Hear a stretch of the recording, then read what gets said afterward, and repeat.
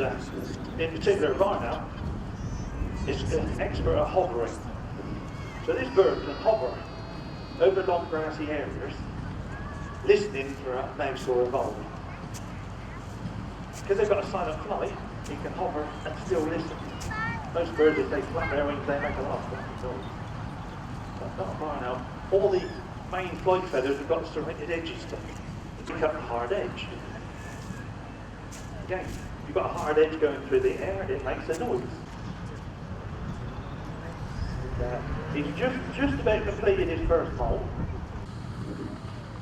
Round the tree.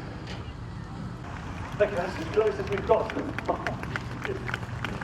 I'll try one more over. This is a work in progress. It will get better because he's got to learn to actually go up and hover rather than low. It's almost like my knee. I'll try one more.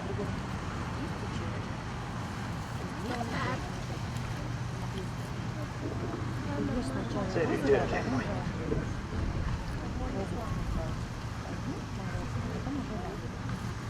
Looking around, checking the camera lenses. There he goes.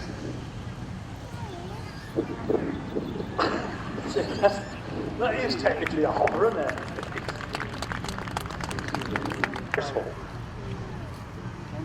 It's a species of central things in the air. But I'll try one. And I'm going to demonstrate that now. Bear in mind that this one would normally catch something like a hen fence. He really pulls some G's on the turf. Oh my goodness, that was more like a Merlin. We're going to have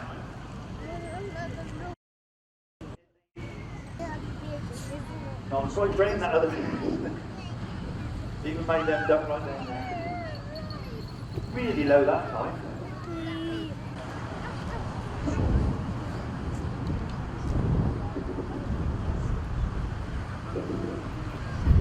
Oh, I can't sing. He had it and then he dropped it and he slipped after it.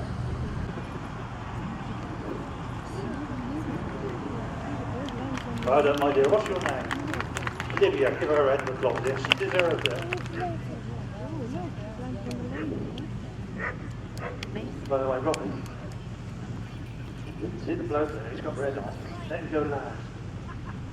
Don't tell him. See the bird goes so low? This is the perfect way of flying, you know. You leave a high perch and you drop to gain more speed. Oh, it's alright today. Yeah, look to nature. Nature knows best, is it? Nature conserves energy. Well, that was very good actually, including red. It's a first this year. As you say, though. Try not to lean out and look, because that actually narrows the gap there. It's just that's because a lot of people are leaning out again. You don't like it when you lean out. Here he comes. See? He just cracked his wings in and went all that way without flapping. That's it.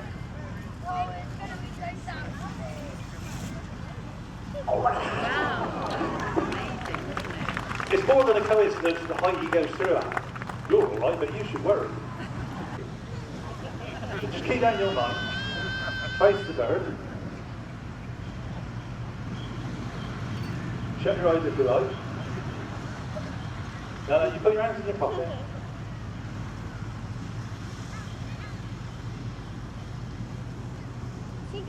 Now he's got to weigh it out. Looking for the larger piece of meat. Yes, well done. Thank you very much, mate. And to all the volunteers. Thank you so much.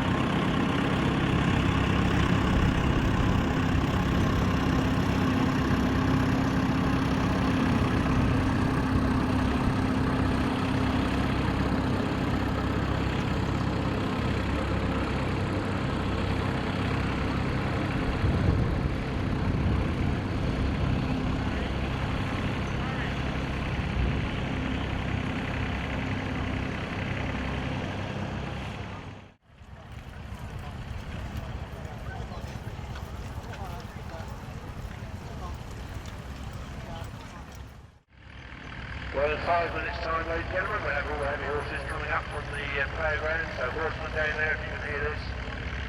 5 minutes' time, please, into the ring. All heavy horses on the ground come into the show ring, please. Thank you.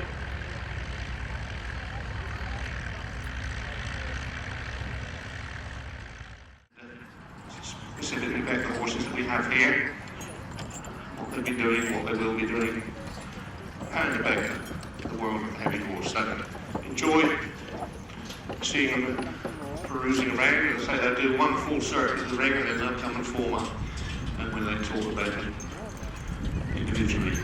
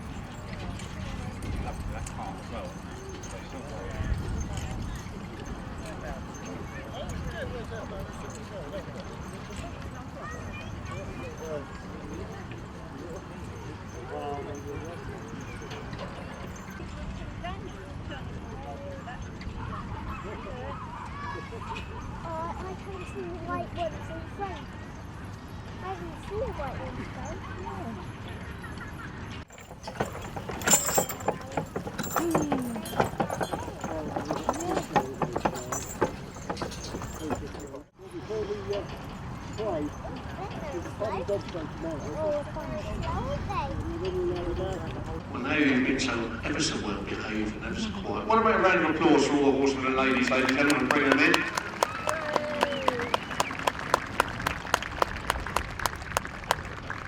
And just before we start talking about the world of the heavy horse and the specifics of this particular group that we have here with us, when you go to a heavy horse event, There are lots of things that go on behind the scenes, lots of people that work behind the scenes that never get the credit that they deserve. And we've got two or three stewards that work here tirelessly at the museum, and next week at the All England match down in Bremen they work behind the scenes. They never get the credit they deserve. They try not to bury their heads in the fence up there, but wave your sticks so we can see it. Phil Brown, Father Christmas there, and Godfrey Cooper next to him, our two stewards who look after the horses down at that end. Give them a round of applause for all the work that they do behind the scenes every week. Right, well, what we've got here, ladies and gentlemen, is a display of heavy horses. We're here at the Weald Downland Museum, which is where we always love to be. It's one of our favourite venues to come to because it fits in so well with the world of the heavy horse. And this is a Shire. This is Mac, the Shire from the museum, one of the museum's horses. And that is a Shire horse. That is the breed, that is the Shire horse. Best known by name of all the breeds. But initially they came from the Midland counties. But initially, when they first came over, back in the 16th century, when they were doing the reclamation work up on the east coast, contractors came over from Europe with their horses to do the work. And most of you know Holland is, or was, 90% below sea level until the reclamation work was done. And when this work was done, it was mainly done by horses. Well, the contractors came over and did the same thing up on the east coast, up on the Norfolk, up on the fens there. When they finished the contract work, they left their horses behind. They were good working horses, good working stock. And the English farmers came and took some of the horses. People came down from Scotland and took some of the horses. And from those horses was developed the Shire as a breed, the Shire horse. The Midland counties of this country is where most of them went to. And they were developed into working horses, and the Shire breed was then created, well not created, but the Shire breed then came from those horses. If you go up into Scotland, it was the Clydesdale horse that we've got some cross Clydesdales here we'll look at shortly. But from the Clyde Valley area, they took their horses up there and they bred into the traits that they wanted, and from that was developed the Clydesdale. So the two breeds, the Clydesdale and the Shire, are very similar, but they are two very separate breeds. Mark, the head horseman here at the museum, learnt his trade from the Horers down in near Bath, and Mark was horseman at the Royal Parks at Richmond for many, many years. He worked very hard up there in the Royal Park, up at Richmond Royal Park, and now down here with us at the museum. This vehicle that you see here is a tip cart, one of the museum's vehicles, which is well under restoration now, they're almost fully restored. Beautiful to see this, and that would be perhaps 1800s, early 1900s, that vehicle. So there we are, that's the Shire. Very big, a lot of feather around the horse's feet. As you can see, the feather is the hair around the horse's feet. And a lot of show people look for this conformation when showing. 4 white feet to a black or a bay body. But the 4 white feet make it very flashy when it's in the ring. So there we are, that's the Shire, that's the best known of the breeds. Very, very tractable, very, very useful horses. You can see they're quite happy to work together. They've been up there on the playground. Graham gets a lot of pleasure from his horses, and he'll be at the All England match next week down there in the New Forest, along with 28 other entries.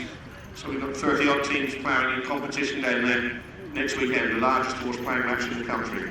But these Digger and Woody, the two Clydesdale cross cob. If you haven't had a ride, if you go down into the field opposite, they'll take you for a ride around the playing area that you'll find down at the far end of the showground. Oh, that would be fun, wouldn't it? And you see that vehicle fully equipped, complies with all regulations needed for rides vehicles, and the two horses coping very, very well with that.